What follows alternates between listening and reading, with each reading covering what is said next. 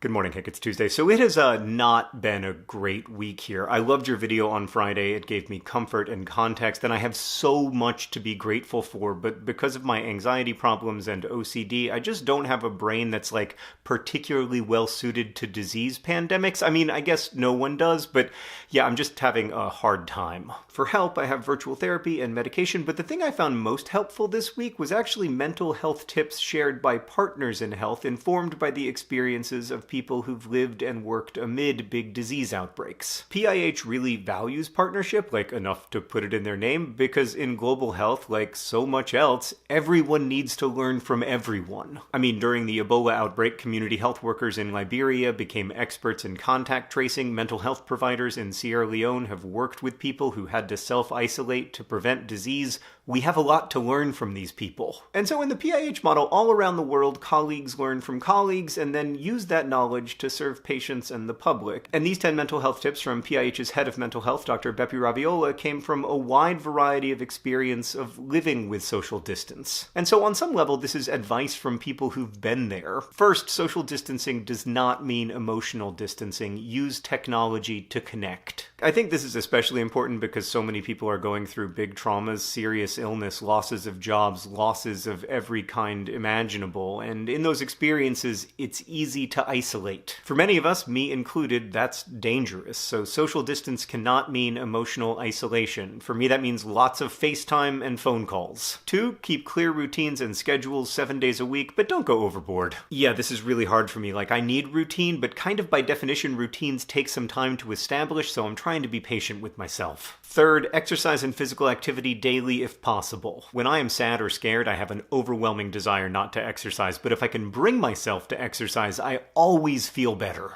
4, learning and intellectual engagement. Books, reading, limited internet. For me, this mostly means books, essays, and watching highly intellectual marble racing on YouTube. 5th, positive family time working to counter negativity. My kids are so good at countering negativity, I just need to learn from them. 6th, alone time. Outside if possible, but inside is okay too. Yeah, so my only alone time at the moment is my daily bath, which I am so grateful for. 7th, focused meditation and relaxation. I think for me, that's taking a bath. 8th, bathe daily if possible. Slightly off topic, but I'm keeping a gratitude journal, and like 80% of the ink goes to baths. 9th, remember the things that you really enjoy doing that you can do in this situation and find a way to do them. So this is a big struggle for me and many of my friends. I have friends who love their jobs but now don't have that job or can't do it in the way they love. A lot of what I like about being a person is not easily replicated in a time of social distance, but there are things I love that I can still do, and focusing on them does bring me joy. For instance, I like rewatching the movie Penguins of Madagascar because it is the greatest achievement in cinematic history, and I like reading, and I like the taste of the one Diet Dr. Pepper I drink per day, and so on. Lastly, limit exposure to TV and internet news. Choose small windows and then find ways to cleanse yourself of it. This really resonates with me because I have an obsessive thinking disorder, and too much time spent with the news does not make me better informed, it makes me panicked, which makes it harder for me to be the things I need to be right now: a father, a friend, a concerned citizen, and so on. Remembering that is key to my personal mental health. I keep a list of these 10 tips, I will link to them in the doobly-doo, and when I am scared or overwhelmed, I look at it and I think, what on this list could I do? It's not a magical cure, but it is helping me, and I hope it might help you too.